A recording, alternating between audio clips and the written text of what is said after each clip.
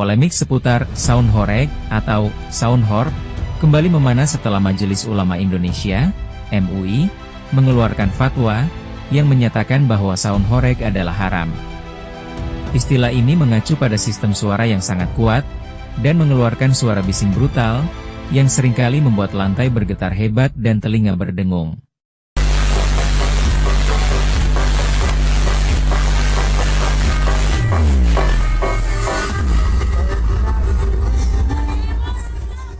Bahkan, suara keras dari saun horeg ini bisa membuat atap dan kaca rumah warga pecah, karena saking kerasnya suara yang dikeluarkan. Namun, fatwa dan pendapat para ahli ini ditentang oleh pemilik dan penyelenggara saun horeg itu sendiri. Bagaimanakah rangkaian dari permasalahan ini? Langsung saja kita bahas.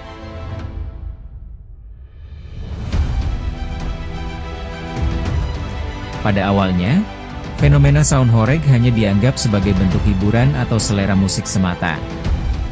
Para penggemarnya melihatnya sebagai cara untuk menciptakan suasana meriah dan energik dalam berbagai acara, mulai dari pawai, konser, hingga perayaan lokal. Namun, seiring berjalannya waktu, semakin banyak orang mulai merasa terganggu dan menolak keberadaannya. Suara bising yang ekstrim dan getaran yang dihasilkan seringkali dirasakan mengganggu ketenangan, terutama bagi masyarakat yang berada di sekitar lokasi acara.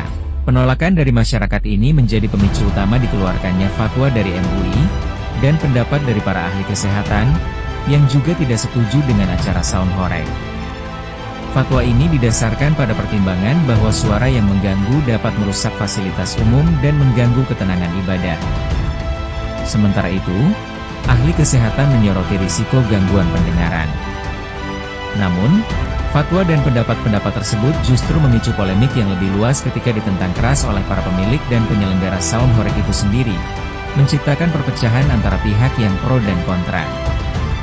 Perbedaan sudut pandang yang tajam ini menunjukkan bahwa isu saun horeg tidak hanya sebatas masalah teknis atau selera musik, tetapi juga menyentuh aspek sosial, kesehatan, ekonomi, dan agama. Masyarakat terbelah menjadi dua kubu.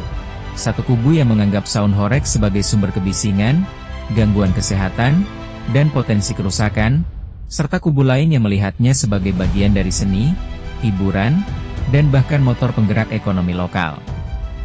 Perdebatan ini menjadi representasi dari konflik antara kebebasan berekspresi dan hak masyarakat untuk hidup damai dan sehat.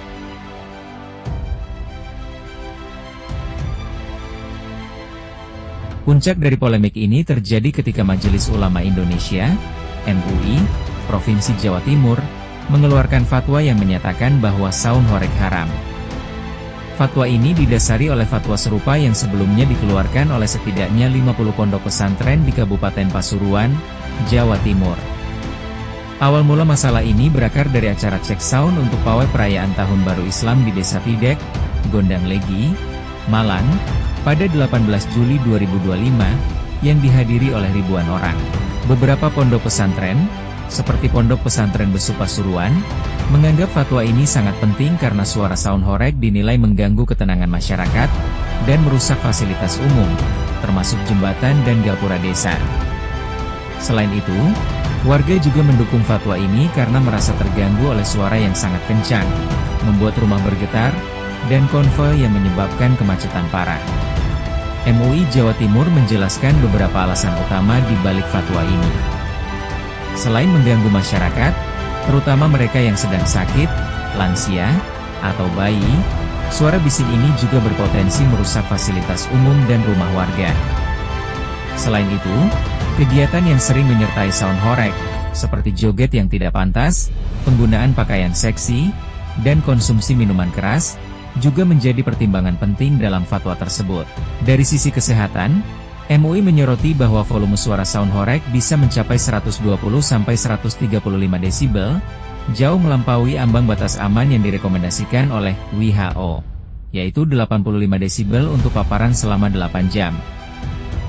Fatwa ini juga diiringi dengan rekomendasi agar para penyedia jasa saun horeg menjaga ketertiban umum dan norma agama, serta mendorong pemerintah untuk membuat regulasi yang jelas terkait fenomena ini.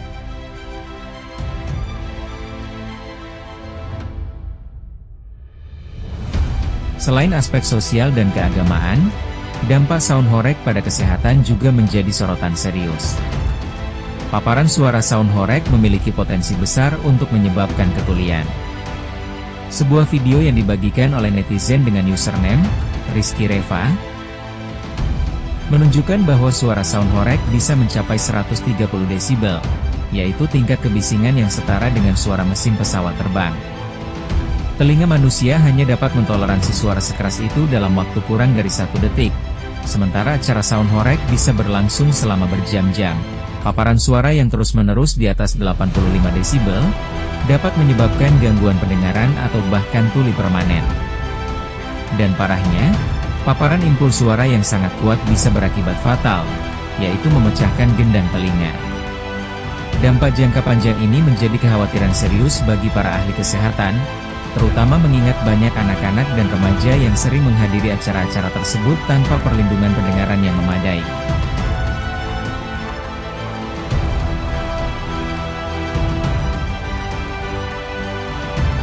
Fatwa MUI ini tidak diterima begitu saja oleh para pelaku industri sound horeg. Seorang pengusaha sound horeg bernama Hermanto, secara terang-terangan menolak fatwa haram tersebut.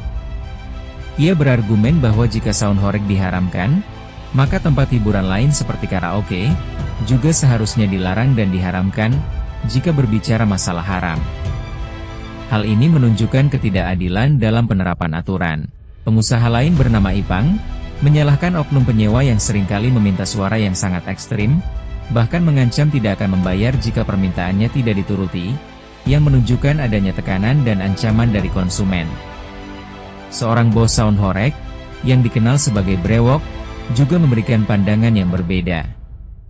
Ia mengklaim bahwa pemilik rumah yang kacanya pecah akibat getaran sound horeg justru merasa bangga, bukan komplain.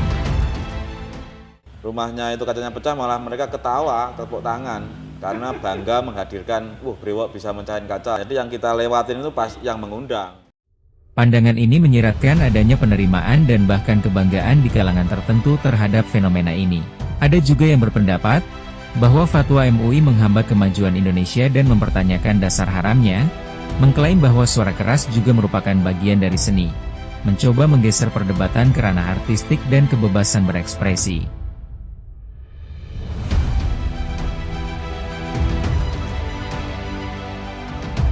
Di tengah-tengah polemik yang memanas ini, Bupati Blitar, Rianto, justru melihat fenomena sound horeg dari sisi yang berbeda, yaitu aspek ekonomi. Ia pernah mengusulkan ide bersama Wakil Bupati, Beki Herdihansah, untuk menggelar festival sound horeg dan melombakannya di tempat yang lapang.